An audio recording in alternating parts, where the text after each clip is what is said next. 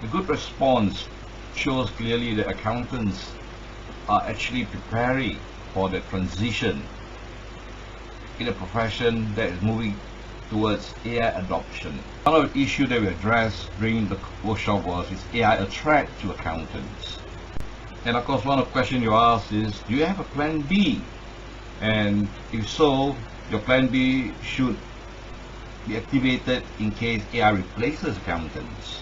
And one of the new things I did during this workshop was to address AI in a context of different participants' industry, for example in manufacturing, as well as in agriculture, and also marina-based sands and gambling industry. The other aspect of AI is emphasized that AI can be creatively intelligent. And during the workshop, I mentioned about the possibility that accountants could look into accounting for sentimentality, especially for Chinese customers.